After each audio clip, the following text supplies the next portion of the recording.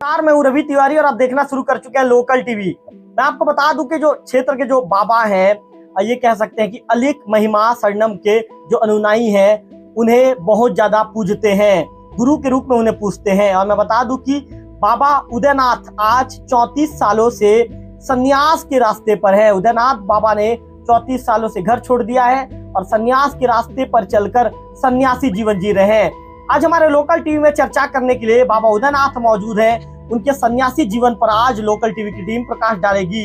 अच्छा बाबा जी, सबसे पहले तो लोकल टीवी आपका स्वागत है। धन्यवाद आपका। अच्छा बाबा, पहला सवाल, कितने सालों से आपने सन्यास ले लिया?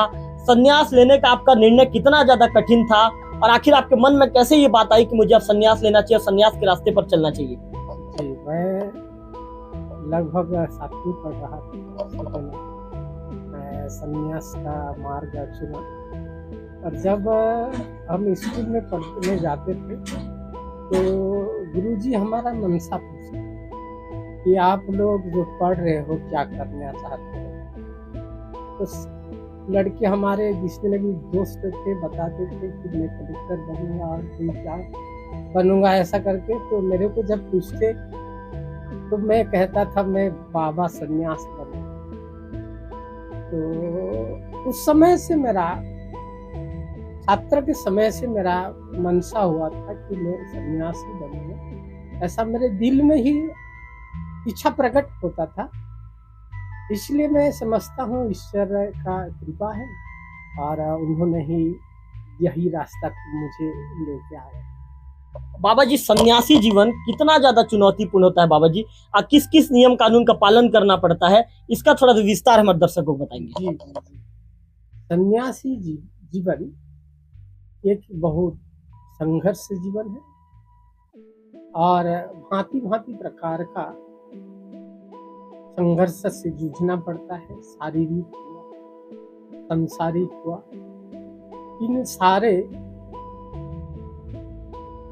समस्याओं से जूझकर संयम जीवन जीने का सन्यासी पंथ है। इसलिए इस सन्यासी पंथ का बहुत बड़ा गूढ़ रहस्य है।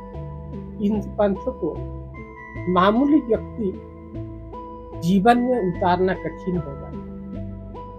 बारिश में बारिश का मौसम को जीवन में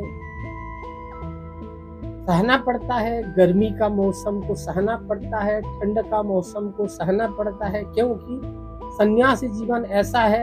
हमारे गुरुदेव कहते हैं, फरक मुठिए भिक्षा ग्राम कुराती, उड़िया में लिखा है, एक घर में एक बार भोजन करना, एक गांव में एक रात रुकने का विधान है। और एक गांव में एक रात होने के बाद जितना भी गर्मी हो, आपको दूसरा गांव जाना ही है।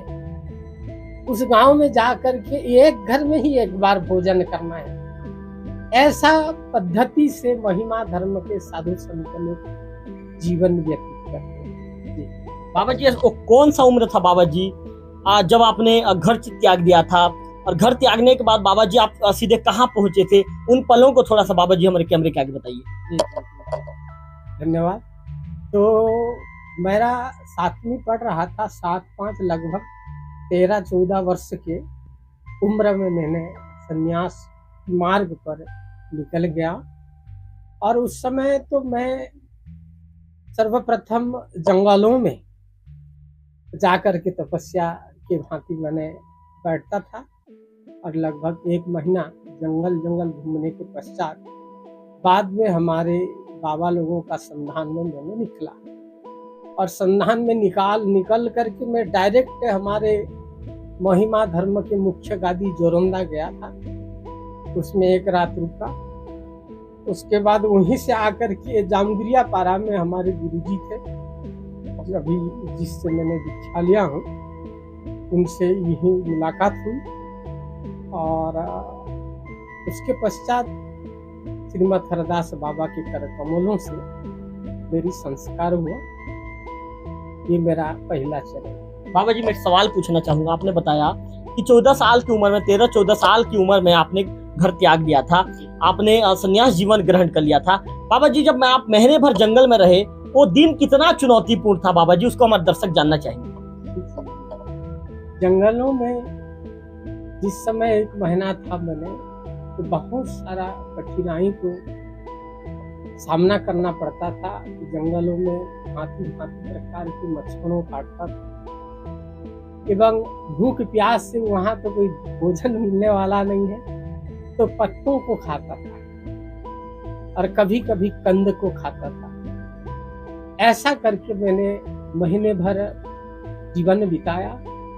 भूख प्यास से संतुष्टि रहना पड़ता है, तरसना तो पड़ता नहीं। सन्यास व्यक्ति, जिस व्यक्ति से खाने के लिए तरसेगा तो कहाँ सन्यास बनेगा। इसलिए हम संतुष्ट रहते थे। हमारा भोजन केवल भजन ही होता था, ईश्वर का भजन ही हमारा भोजन बना करके मैंने 1 महीना समय व्यतीत किया। जी बाबा जी, आज आपके जीवन के 34 साल आपने सन्यासी जीवन जी लिया है। आज आप सन्यास के रास्ते पर चल रहे हैं। बाबा जी, 34 साल में ऐसा कोई पल है क्या बाबा जी, जो पल को आप हमारे लोकल टीवी के साथ शेयर करना चाहेंगे?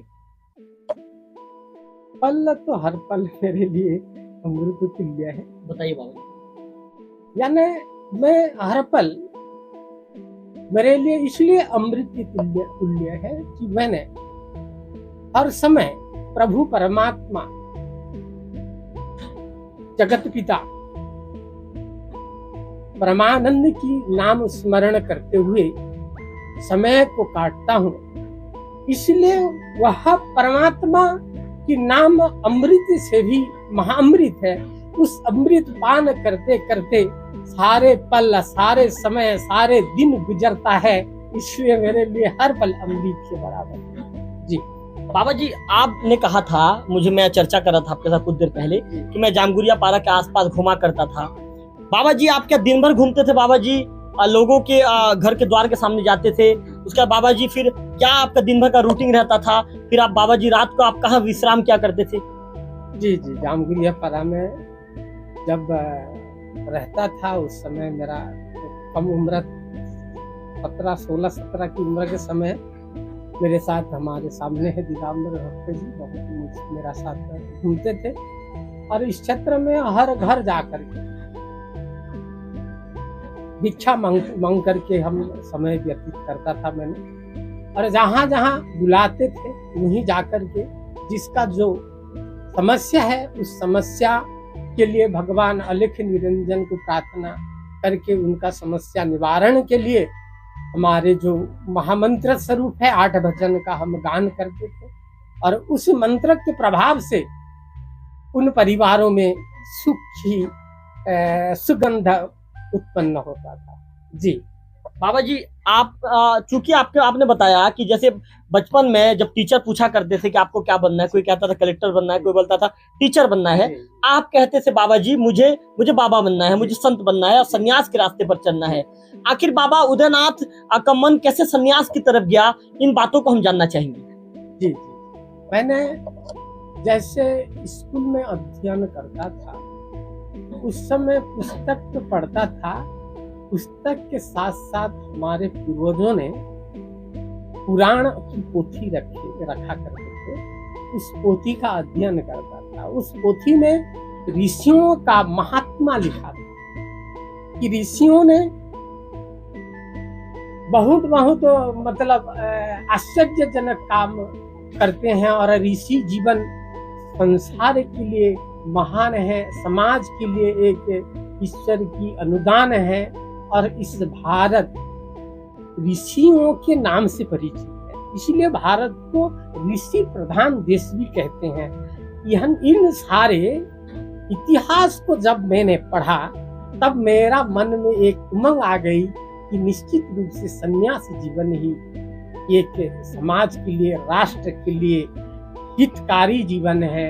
इसलिए मैं भी केवल समाज के लिए ही जीऊंगा, ऐसा मनसा करके मैंने उस समय से अपना मन बना लिया। जी बाबा जी, 34 साल पहले आपने निर्णय लिया था कि मुझे अब सन्यास जीवन जीना है। वो निर्णय कितना चुनौतीपूर्ण था बाबा जी? उस निर्णय तो बहुत गंभीर चुनौती था। घर के लोगों ने क्या कहा? घर के लोगों तो मेरा जब सन्यास बनने के लिए मैंने इच्छा प्रकट किया तो मेरी माँ बहुत रोई, बेटा तू कहाँ जाएगा और मुझे छोड़ करके। क्योंकि जैसे मेरा जन्म हुआ मेरी माँ कहती थी कि बेटा तेरा जन्म जैसे हो करके 1 महीना के बाद तेरा पिताजी गुजर गया, तब से मैंने तेरे को पाला हूँ। ऐसा करके जब मेरे को याद कराती थी तो मेरा भी दिल थोड़ा सा दहल जाता था। धन्यवाद है, माँ की हृदय इतना विस्तार है, फिर भी माँ क्या करूँ, मेरा मन तो उधर ही खींच रहा है। इसलिए माँ आप ना रो करके मुझे आशीर्वाद दो माँ। ऐसा करके मैं जब विनम्र हो गया तो मेरी माँ कही ठीक है बेटा, लेकिन एक बात बेटा, सन्यासी जीवन में कभी भी बदनाम मत लाना। इस प्रकार आशीर्वाद दे करके मुझे मेरी माँ ने आशीर्वाद से मेरा भी भेजा। इसलिए आज तक माँ की कृपा मेरे ऊपर है, इसलिए आज तक प्रभु की कृपा से, माता जी की कृपा से बदनाम तो नहीं आया है और नहीं आने का मौका दूंगा। मैं उस सब को प्रार्थना करता हूँ जी। बाबा जी, सन्यासी जीवन जीने के बाद आपके जीवन में क्या क्या बदलाव आया बाबा जी? आप क्या कितना समय बाबा जी आप उठते हैं, कितना समय ध्यान स्नान रहता है, कितना समय बाबा जी दिन भर क्या भोजन के रूप में क्या लेते हैं, उसको भी हमारे दर्शक जानना चाहिए। हम सन्यासी बनने के बाद, महिमा धर्म अवलंबन करने के बाद हमारा बहुत सारा रूटीन चेंज हो गया। हम सूर्य उदय नहीं होने से पूर्व हम स्नान कर लेते हैं, जिसको मतलब दधी स्नान कहा जाता है। और उस अमृत स्नान करके ब्रह्म मुहूर्त में हमारा आराध्य ब्रह्मदेव का हम मुंडिया के स्वरूप जो दर्शन है, 64 छंद बंद में हम भगवान परमात्मा अलेख निरंजन को ब्रह्म मुहूर्त में निवेदन करते हैं, मुड़िया मारते हैं, दर्शन करते हैं। और साथ ही साथ सूर्य नहीं डूबने के पूर्व हमारा भोजन करने का विधान है।